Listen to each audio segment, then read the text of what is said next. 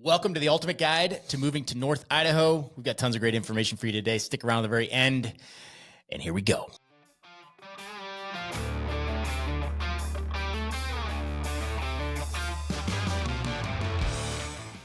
right, number one, where should I live? Where should I live in North Idaho? That's a question we get all the time, so we could probably dial you in on that a little bit. Dave, you got some opinions on where to live in North Idaho? Yeah, you know what? There's a lot of good communities that people like up here. And I think when I talk to people, the number one thing I ask is, what do you want around you? Like, what is it that you're looking for? Are you looking for isolation? Are you looking for proximity? Are you looking for resources? I think that's really what helps me dictate when we have clients, like, where do you want to go? A lot of people, their main thing is, hey, I want to be within an hour of Spokane Airport. A lot of people like the fact that we have an international airport that's super small and really close. If you want to be close to hospitals, if you want to be out in the woods, if you're willing to drive or maybe be in that median spot between Coeur d'Alene and Sandpoint. So I really think the question you need to ask is, what do you want to be close to and what amenities do you want? I'll tag onto that and say, what's the lifestyle that you're looking to lead? If you're a retired cop after 30 years on the job, I guarantee you're going to come up and say, hey, I want 5 acres in the middle of nowhere. And your wife's going to be like, hold up. Like, I got to get to yoga and do all my things, right? So when we get new people calling us, we'll sit down and we'll talk about it and be like, hey, like, what do you need? Like, do you go to CrossFit? Do you only go to the grocery store once a week? You know, do you need Costco within an hour? Like, and we can kind of start to figure out, okay, like, here's the spots that are going to work for you. You know, maybe it's Athol, which is kind of in the middle of everything. That does well. Athol. Did I say it wrong? Athol. Excuse me. You know, we sell a lot of homes to retired cops that want to move to Athol. So that could be a good option for you. Or, you know, maybe you do want to be super secluded and we're going to send you up to Priest Lake and you'll never see the light of day again in your life. We just need to know what it is that you see ideally when you're living somewhere. What do you want close? What does it look like? And we'll help guide you to some communities. All right, number two, where are the affordable homes in North Idaho? Are there any? Depends on what can you afford?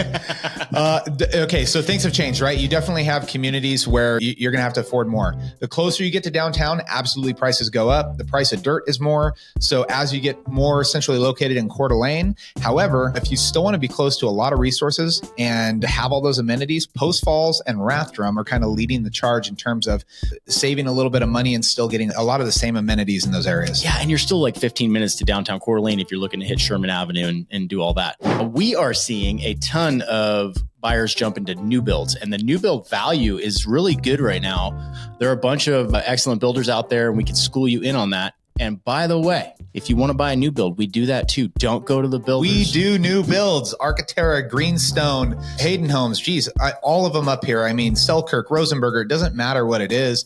Give us a call. We work extremely hard. We have quite a few new builds going in right now. Yeah. So reach out to us because we'd love to get you in contact with them, let you know which ones are at what grade, where your affordability comes in, what type of communities they build, all that stuff before you go around and try to figure it out on your own. Yeah. And back to that value, really, you know, in that $450 to $550 price range, you can get more value in a new build than you're going to get with an existing home right now. We've done a ton of these new builder meetings, and you know, I look at all the features they're getting, and they're getting a brand new home with a warranty on it. It's like, instead, you could go buy a split level in Post Falls for the same price, but you know, it's from 1980 or 90, and it's like you're going to need a bunch of upgrades. So it's interesting. I would say the value in that price range is in new builds right now. Number 3 on our list is, where can I find a home that has no HOA? So I want to clarify, a lot of people are concerned about HOAs and CC&Rs. The difference between the two is the CC&Rs are actually the rules that govern that land. So there might be certain things that are in place, but there still may be no HOA. An HOA, which a lot of people from the state we don't talk about down south, they hate HOAs because they tell you to pull in your trash cans, all these things. They have tons of regulations and they're really expensive. The average cookie cutter HOA up here runs about $300 to $500 a year in HOA fees. That'll cover, you know, your common areas, green areas. It'll cover parks, some road maintenance, depending. But the big thing is if you don't want any HOA, likely when you get out away from town, you will have no HOA. But avoiding CC&Rs is way harder. And here's the thing. Don't necessarily look for just no CC&Rs. Because if you do, you miss out on CC&Rs that may do things like not allow everybody around you to split their parcels and build multiple homes. So if you want 5 acres, some CC&Rs are really good because that's The small CCNRs they have limit people from breaking those parcels into smaller parcels and selling out multiple homes. Yeah, no, that's solid advice. I mean, we moved to Idaho for freedom, right? But there is some value in some of these CCNRs, and you'd be surprised. You might find a neighborhood or a collection of lots out in the middle of nowhere, and they'll have CCNRs, and it's for that exact reason, is to keep the lot size from being smaller, which is a good thing. Other than that, yeah, they're fairly non-restrictive. There are a few neighborhoods, of course, that are, pretty restrictive in the CCNRs, but that is an easy question for us to answer. So if you identify a property that you're interested in, shoot us a call, text, or email, and we can easily look that up and send you a copy of the CCNRs and read them over. And we can even help you interpret them if they are confusing. All right, next up, big question. Should I buy resale or new construction? And we did touch on that a little bit, but it's an important topic because it's been coming up a lot lately, because I think there's more value in new construction right now, especially in certain price ranges. So you got to kind of weigh in all the factors. The beauty of new construction is you can pick out a lot of your finishes, even if it's not if it's a super high-end custom home, you can pick out everything, of course. But if it's even a tract home in a neighborhood, you still have some flexibility on finishes, paint colors, and things like that, which is pretty cool. Yep. And then the other thing to keep in mind is that when you buy a resale home, there's certain benefits that you get. One, you're usually in a developed neighborhood. You don't have to worry as much about landscaping and fences. Those things should already be in. And some people really like older homes just because, they were built a little sturdier. They aren't as quote unquote cheap, right? They were built with heavy lumber, things like that. So a lot of people do prefer that. However, with new construction, some are semi-custom, some are spec homes. And the thing is that you have to be on top of it, because in the nice builds, people will pick them up even before they go on the market. So if you're interested in a new home, let us know, because it's important that we get in contact with that builder and their rep and make sure that we know what you're looking for. So the second that comes available, they can let us know. All right, next up, insurance costs. What are they? How much? How does it compare to the national average? Let's jump in. The average cost of homeowners insurance in Idaho is $1,510 per year. It's $126 a month. And according to NerdWallet, the national average is $1,915 per year. So we are a bit below the national average in Idaho, and I can attest to that from our previous state. Now, we get the question a lot, like, hey, what about wildfire insurance? That's a hot topic up here. It is not anymore. So my current home is in a wildfire zone. I keep dropping little clues about where I live. Yeah, that's a pretty broad clue. So good luck. In a wildfire zone. So, and still my insurance is it's under $2,000 a year. When you compare that to what's going on in California, for example, right now, people are paying $13,000 a year for fire insurance who live in a wildfire zone. It's drastically different up here. And that's a huge benefit. Let's talk about car insurance as well, because that's another big factor. Now, car insurance is slightly higher than some places. And there's a reason for that, right? When we're dealing with winter driving, wildlife in the roads, there's a higher probability of fender benders up here in Idaho. That does not mean you should be terrified of driving in the wintertime. We've talked about that in a lot of videos. It's all manageable. But from an insurance company perspective, you are more likely to get into a fender bender up here, which costs them money. So then the insurance rates tend to be just slightly higher for car insurance. They are not crazy high by any means. And honestly, the registration fees, things like that, your vehicle registration fees will offset any of those insurance costs, particularly if you're coming from one of the big three blue states, the unmentionables.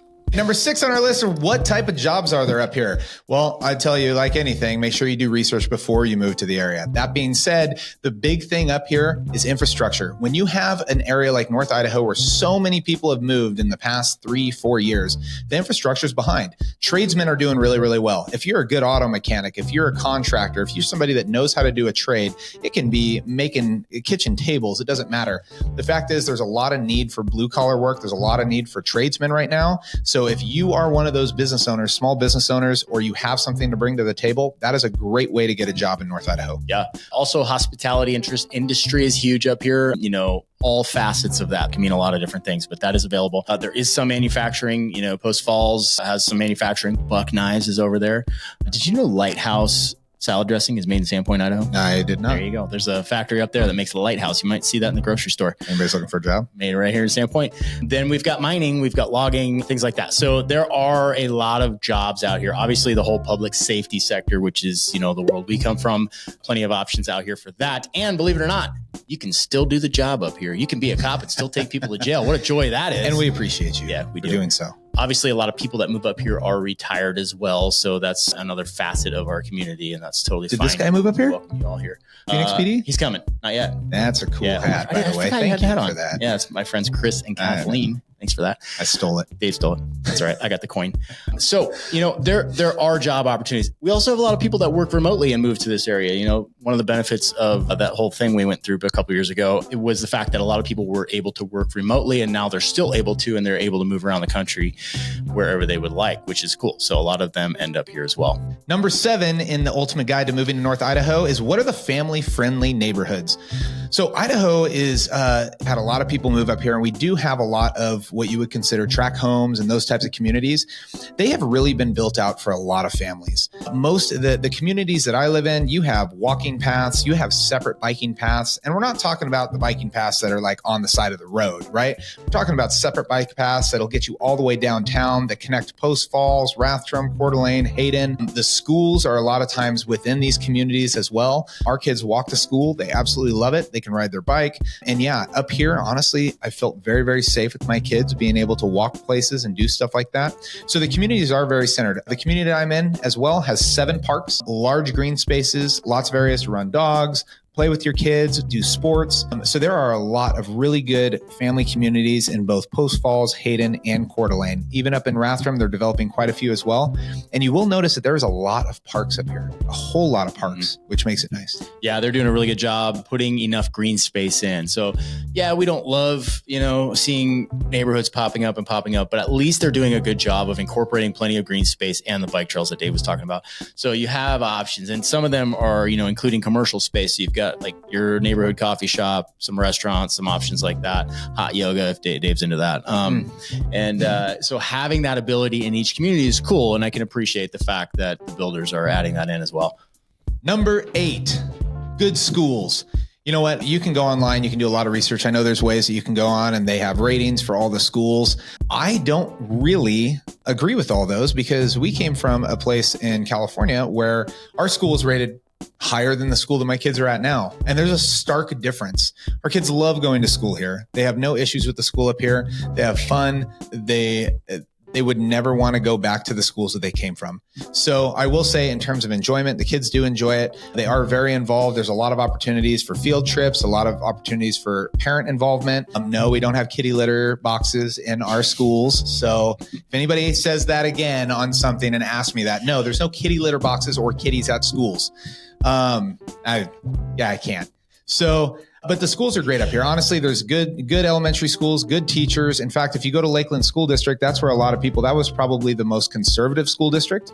And you will notice there are signs out there that say our teachers are armed for the safety of our students. If you don't like that, I don't care, because I want my kids to be safe. 100%. You'll also find plenty of options for charter schools, private schools, and religious schools in the area. So there are a million choices. And it's hard for us to give you our opinion, right? Because we might have different values on that. You might be looking for a school for sports specifically or academics, and I might not care about that. So as a parent, I would say checking some of those websites, reading some reviews is a good idea. You can pop onto the Facebook group, Moving to North Idaho, and that is a great place to jump on and ask questions about types of things like this. And you'll get parents in the area that will chime in and give you the scoop on it. And nobody there is going to attack you. That won't be allowed. So you're free to ask those questions in a safe environment. And there's multiple of those groups. The one you're looking for has about 5,300 subscribers, but it is a great place. Go on there, ask questions, and you'll get honest answers from people that live in the community. All right, number 9, things to do here in North Idaho. Man, there is a plethora of things to do all seasons of the year. Of course, we talk about this a lot. Let's start with summertime. If you're a Satan worshiper, paddleboarding is extremely accessible here, and a lot of people like it. I hate it. Dave's a big time paddleboarder. I love paddleboarding, and yes, it's awesome. Lame. Obviously, we have tons of lakes. How many lakes are in Kootenai County? 17 or something? There's a lot of lakes up here. And so any boating activities or, beach going, all of that is very accessible up here. You've got a million options on beaches, public beaches, marinas for the boats, public boat launches. So you can get into all of that. And I highly recommend it in the summertime. Pro tip, don't go on vacation in the summertime when you live up here. You stay here. This is the greatest place on earth. You go on vacation in the wintertime. other sports. So then you've got, wintertime activities. Of course, we've got multiple ski resorts within an hour to an hour and a half of Coeur d'Alene, some very good ones. With that comes, skiing, snowboarding, snowshoeing, cross-country skiing, sitting around drinking beer in the lodge. Yeah, fire pits. Yeah. The other big thing is the outdoors. Being outdoors here, hunting, hiking, morel mushroom picking, huckleberry picking. I mean, there's seasons, there's all sorts of stuff to do every different season. And you can get outside. We have tons of national forest up here and places to explore, whether it's dirt bike riding, mountain bike riding, ATVing, camping, whatever that might be. All that stuff is just huge up here and part of the culture. We even have some natural water slides up in, is it Boundary County? Oh, way up there. Boundary County, yeah. I believe.